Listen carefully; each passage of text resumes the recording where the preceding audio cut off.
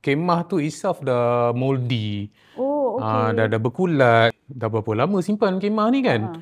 Oh, itu hari dah kat 2 ke 3 minggu. Memang basah, I terus masukkan dalam plastik Maksudnya bag. dia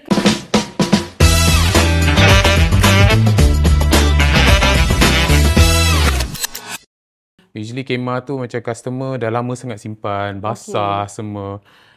Kemah tu itself dah moldy. Oh, okey. Dah berkulat semua. Up to the point that macam kita buat treatment macam mana pun benda tu dah tak boleh hilang. Bila I buka, I akan ambil video.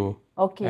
Every time I dapat kemah, before I wash, I will take a video to Buktilah macam ni lah keadaan masa yes, this is, customer hantar kemah. Yes, Okay. so bila kita buka, this is the proof, memang dah begini.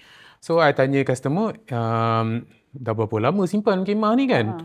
Oh, itu hari dah kat 2 ke 3 minggu. Memang basah, I terus masukkan dalam plastik bag. Maksudnya dia camping-camping hujan, lepas tu dia terus masuk je? Dia bukan masuk dalam bag. Bag tu boleh terima lagi. Ni plastik bag. Memang plastik bag tu memang dah simpan dalam tu, memang air tu berkuap semua. And it becomes very moldy. And sampai tahap that that mold itself dah terlekat dengan coating. Dia buka kemah dia semua macam dah melekat-lekat macam tu kan? Dia melekat-lekat and also dia akan spots lah macam berkulat. Okay. Tumpuk.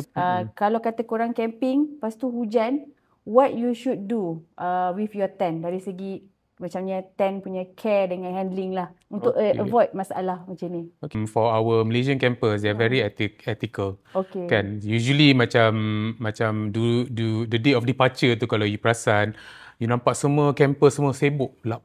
Lap kemah hujan atau tak kan, they will still lap to ensure that kemah tu kering. Betul-betul kering before they pack it up. Tapi the ground level tu, dekat base tu, basically that is the contact point between tanah and also our kemah. Okay. Tak kisahlah you ada ground sheet ke, you ada ground mesh ke apa, embun tu akan find its way to actually serap into your ground base tu. And benda tu selalu people tend to overlook. Dia tengok luar dah kering, lipat. There's still moisture. So walaupun tak banyak, there's still moisture in the tent. So bila I rasa about 90% of our campers ni bukan ada satu kemah je. Diorang ada 2-3 kemah kan. Lain tempat, lain kemah dia pakai. Semua lah. Bila camper tu nak pakai balik kemah tu, probably it takes 2-3 months. Baru dia pakai balik bila dia buka kan. So if you guys have a landed property, basically you guys boleh hang the kemah to make sure it's dry properly lah.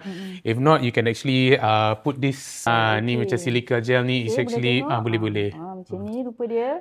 Silica gel ni basically in terms of it will absorb any moistures lah dekat your tents tu. So kalau kita beli kasut kat kedai pun, usually kalau kita buka kasut tu mesti ada benda ni kan. Kadang kan beli handbag pun ada juga kan. Ada. So benda ni is actually to just absorb whatever moisture yang kita ada kat dalam that compartment tu. Fungsi silica gel ni untuk menyerap kelembapan. So basically yang tu will prevent in terms of mold and also yang melekit tu. Your coating, dia akan prevent lah. Kita nak actually prolong the longevity of the tent kan.